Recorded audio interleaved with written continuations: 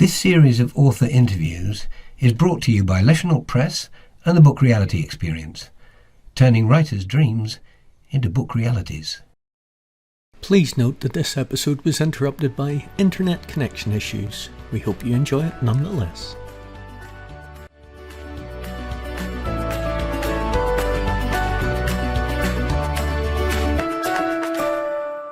Hi everybody, and welcome to another episode of Book Realities, and this time we're joined by author EB Converse, or rather less formally, Elizabeth Converse. Hi Elizabeth, good to see you. Thanks for joining us today. Hi Ian, thanks for having me. No worries. So tell everybody about Elizabeth Converse then. I'm Elizabeth and I live in Southern California in Sierra Madre, and I spend my summers in Encinitas.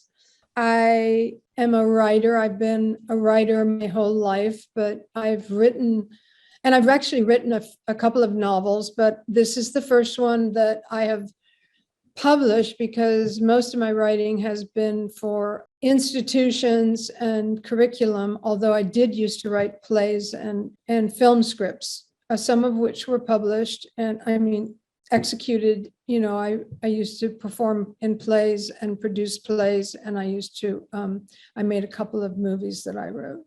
Fantastic.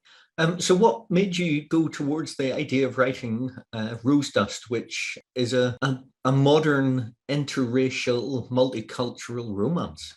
I was trained as an anthropologist, and as an anthropologist, I was thrown into multiple cultures. I was fascinated with multiple cultures, and I just really wanted to throw these different people and cultures together and see what would happen. And plus, I lived through the 60s. I was growing up in that period, and there were so many changes, and I just thought, why not put them all together and have these love stories be intertwined and see what happened. And so I found out.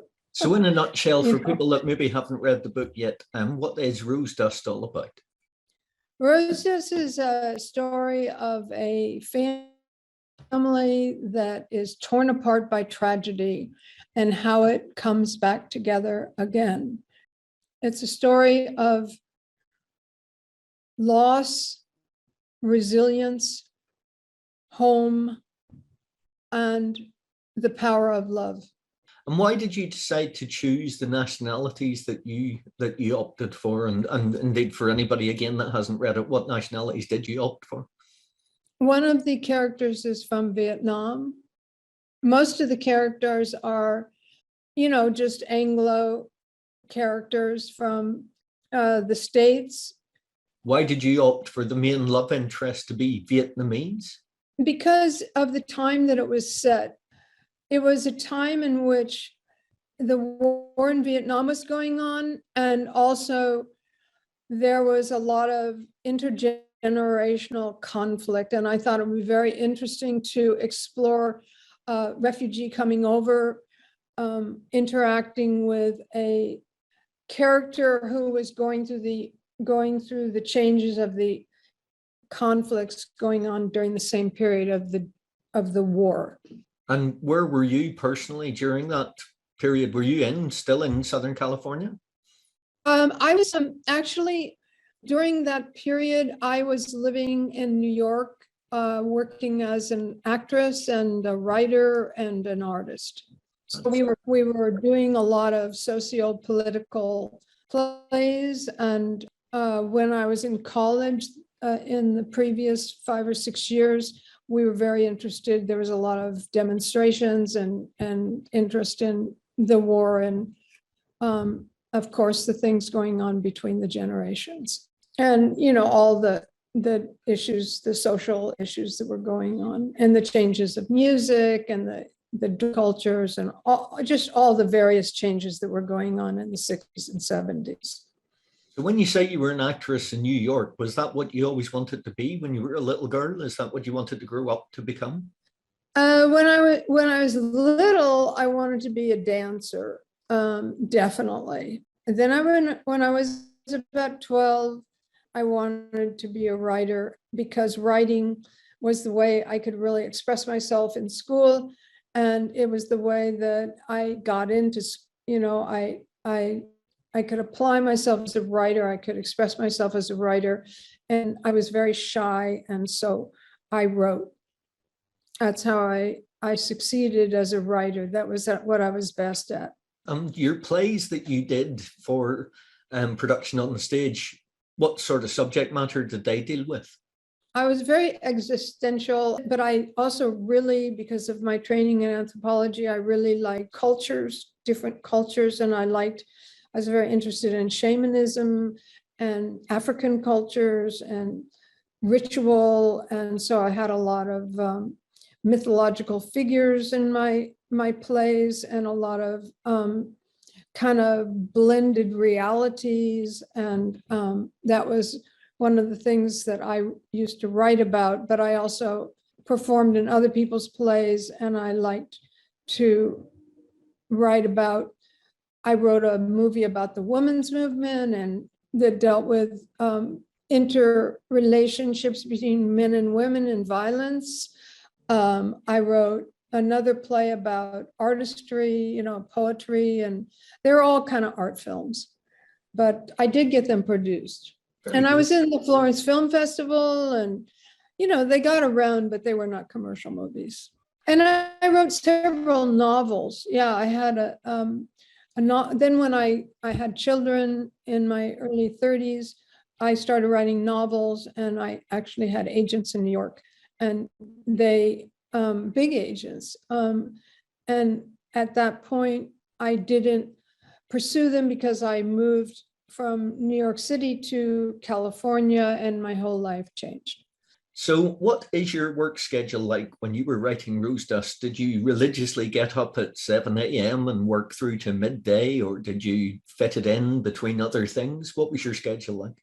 I get up, I usually have a cup of coffee, I write all morning, I have rituals, and then I usually take a long break for exercise and food and clear my mind. Sometimes I'll meditate, go on a walking meditation, and then I come back and write again for another couple of hours, maybe even till dinner time. And then I will stop, but I try to get out and get some exercise during the day, definitely. Would you say that you've got any interesting writing quirks? Do you have to be in the proper room, or do you have to have it lit in a certain way, or do you have to have a certain type of coffee? Have you got any of those strange writerly quirks? Yeah, I have to make my own coffee. I also have these rituals. I play particular music. I've been playing the same music every day for every book has its own music, and I play that over and over and over again. So it's it gets me in the mood. On Spotify, I have my own list, and I've been listening to the same music over and over again. So what was the playlist for Rosedust? It's a yoga. It's very spiritual, a lot of mantras, and it's like a yoga. I'm very into Eastern music, and I listen to that. So it kind of opens my mind, I like that. And where did you get the idea for your books? Not just Rosedust, but where do you get your ideas for writing? Well, I really like my books to have a kind of higher purpose. I aim very high, and then I try to, so I have a guiding principle I want to get to, and then I throw a bunch of trouble into so I try to throw a mess and then try to clean it up to get to the guiding principle. So it starts in a tangle, and then I try to somehow untangle it till there's some kind of light. I never know how it's going to get there, and I'm learning to use a different form. I'm learning to not do it by the seat of my pants. When you're putting together the research for your book, do you do a lot of plotting, or do you just begin to write with an end point in mind? How do you actually put that together? I do a lot of research. I gather as much information about the time, the characters. I try to make my characters very real, like they could have lived during that time. This could have happened to them. They're believable, clearly identifiable as human beings, but they're not anybody I know. What was the most surprising thing you learned during your research for Rosedust that you might not have been aware of before? Well, I really learned there are really no characters black and white. There are no really bad. Even the worst characters have redeeming qualities. There are no villains. Everybody has sympathetic qualities. Even when it started out, there were a lot of black and white. There was a lot of black and white in the book, and it didn't end up that way. Yeah. From the research that you did into the society of the time, what was maybe the most surprising thing that you learned? I didn't know very much about Vietnam. I really had grown up during Vietnam. I was a teenager. And I went to college during Vietnam, and I really didn't know anything about it. And I learned a lot about Vietnam. Yeah, I learned a lot more. I just knew the phrases, and I didn't know that much about vets. I didn't know how complex the trauma was of war, on veterans and soldiers.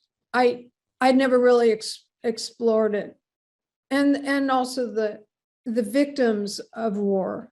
I just didn't ever explore it. It's a topic which does need to be explored and expressed a lot more in both books and films, but not in the way maybe it has been done in the past. It needs to be done a lot more sympathetically, and you do it beautifully in Rosedust. So congratulations, well done. Thank you. What would you advise other writers starting out? I would say try to write every day if you can, and don't judge what you write, because you don't know what you're writing until later. So just write it down and don't criticize it while you're doing it, because sometimes you have no idea what you're saying until later on. And it is amazing how much you actually have to say. And so if you're critiquing it and editing as you go, you're going to lose. You could lose a lot of how powerful what you have to say is. You got to trust that you have something to say. It's amazing how you just have to trust yourself and keep writing, and also to listen to your characters. To write the characters, not make them be your puppet, but to learn to listen to the characters, let them express themselves. That takes a while, but they do that after a while, I think. They definitely do take on life of their own, even though they're fictional creations. Yeah, I mean, that's what I feel about my book, is that the characters could be real people, but they're not. So when talking about other people talking about your writing, then what's the best feedback that you've ever received for your writing? I couldn't put it down. I've heard that several times, and that's the best feedback I've gotten. And I've heard it many, many times, more times than I expected. And the feedback for Rosedust, although it's only been out a few months, the feedback for Rosedust has been exceptionally good. I'm sure you've been very pleased with that. I've been really surprised, because people that I did not think would like it have really liked it.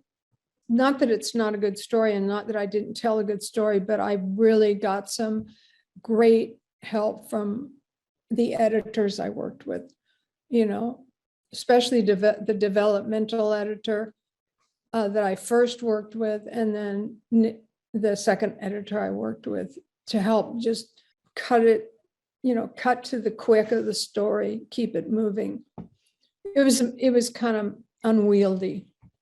With regards to the editing and the whole publishing process, why did you decide to go down the publishing route that you did, independently publishing with ourselves? I went through several publishing conferences, and I went through a lot of research about publishing, and I went through I took a bunch of seminars, and basically they all told you was get in line, and you're going to get a lot of rejections, but it might take you 5 years to get your book published, but don't get discouraged, accept all the rejections and just keep working at it. And I thought, I don't want to do that. I don't want to do that. I want to write books. I don't want to learn how to meet your expectations. And I don't want to learn how to model my book into what you think is going to be a good book. I don't want to fit your categories. And anyway, I'm not going to, because I don't think I have a chance to fit into your categories right now, so I'm not going to do it. So I don't like your model. I don't like what you're telling me. I'm not going to be happy trying to do it. So I'm not going to do it. So there. But I mean, it was amazing how the people who were just sitting there going, oh yeah, well, we'll do what you say. We'll do what you say. I'll totally stop writing the way I like to write, and I'll try to write exactly the way you tell me to write. So when you came out of those seminars and you had a look around and decided that you wanted to write the way that you wanted to write and publish the book that you wanted to publish, that's when you decided to come and find us? Well, I had a good friend I hadn't seen for a long time who is one of your authors, Barbara Quinlan, and she said, oh, I found this great, and we reconnected, and she said, are you looking for a publisher? And I said, yes, sure. She said, well, I have a great one. And she told me about you. So I just said, well, I'm going to check it out. So I did. Excellent. And hopefully, although we gave you an editor to work with and we gave you some designers to work with, hopefully we did not make you change your book to be something that you didn't want it to be. No, it didn't change it. It made it was kind of surprising. Every editor has very different criticisms or changes they want. And it was just kind of surprising, some of the changes that your editor wanted that the other editors had never picked up on. Alex pointed out a very interesting thing, and she said, kids don't call their parents by their first names. And I had all the characters calling their parents by their first names. And I thought about it, and none of the other editors had noticed that. And I went like, that's true. You don't grow up calling your dad by his first name. And I thought, no one had ever noticed that. What's the best feeling, the best moment that you've had when you've seen your book actually published?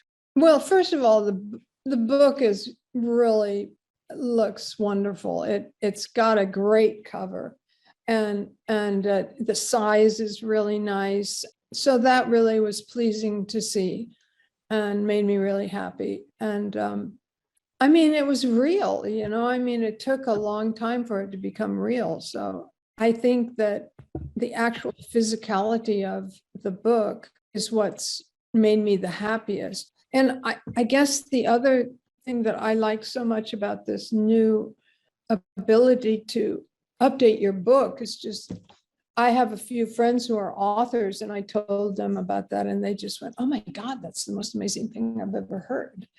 So what we're talking about there is on the even the best edited books, there can be one or two little typos that slip through, or as you've read a sentence for the 5th time, you decided that actually that's not the wording that I wanted to put into that sentence at all. And with print on demand technologies, we can change the interiors of those books within a day. which is definitely different to how the older traditional models of printing works. Yeah, that's phenomenal. I have a couple of professors who are friends, and they publish a lot of books, and they were just like flabbergasted. They thought that is one of the most exciting things about publishing they'd heard. And I just think it's really exciting what's happening with publishing. And I really think giving more power to authors to have control over what's published is just going to open up publishing a lot more, what gets out. We totally agree with that. So on that day, that first day when the first book arrived for proof, when you first held it in your hands, was that a good moment? Yeah, it was like a wordless moment. I was just like probably screaming or something, or yelling or jumping up and down, or like, my books are here. It's like, can you believe it? It's like opening up the box and seeing the books and, touching them and, sharing them. I remember sharing them with a friend of mine who helped me, one of the people I mentioned in my acknowledgements, and just, they had a party for me. And then a friend sent me a huge bouquet of roses. And my son sent me flowers, and then he took me out to a restaurant, and it was great. There was a week of celebration. It's just like everybody celebrated me. It was so great. It's like a triple birthday, it's like a week of celebration. Everybody just laid out the red carpet for me. And it was fantastic because I had been working on this for so long. And a lot of people, they go, oh yeah, you're writing a book. Oh, sure. Right. And then I published it, and everybody was just shocked. Yeah. That's So a marvelous story to hear. Thank you. Yeah. It really was our pleasure to be able to help you bring it out. So what's next? Is there another one on the way? Yeah, I have a book. I'm really excited about it. It took me about a year to find it, because I'm in a writing group with other writers, and they work with this thing called NaNoWriMo. It's a big writing organization. And they keep saying, well, and they have this thing every fall where you write a book in a month. And I kept starting. And then I finally found my book. So does this new book have a working title yet? It has two working titles, but I can only remember one. And that is The End of Time. It's kind of about a new, different kind of reality. Well, I'll be looking forward to seeing the first drafts of it. So no pressure, no rush. I do have a tentative deadline for my book, and that is October 2023. Very good. Well, we'll be delighted to assist you with it again. So that'll be good. So Elizabeth, we like to end the interview with a bit of our take on Lipton's Actor Studios quick questionnaire. So are you up for these 15 questions? Oh, 15. Okay, well, I'm not really good at spontaneity, but go for it. Okay, so author EB Converse, what is your favorite book? Favorite book? Oh my God. Well, the first one that came to my mind was Gone with the Wind.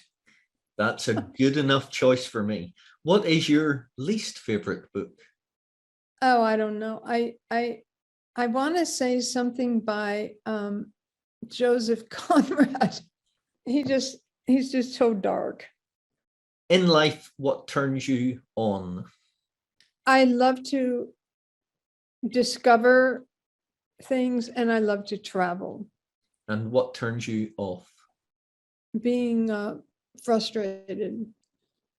Summer or winter? What continent? Good question. Where you are at the moment, Southern California. Probably winter. And on a completely free day to do anything you want, who do you spend it with? My family, my kids, and my husband. Mountains or oceans?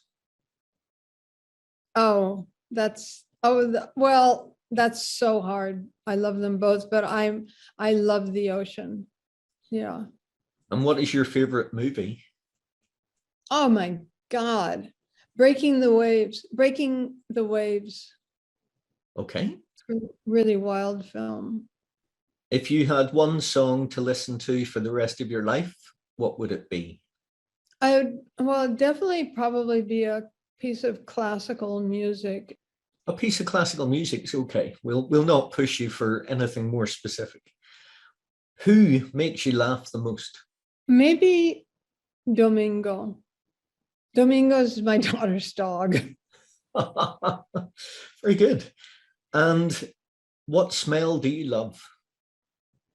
I love the smell of jasmine. And what smell do you hate? I don't like the smell of things that have been sitting around for a long, long time, like old garbage. Other than a writer, what profession would you like to attempt?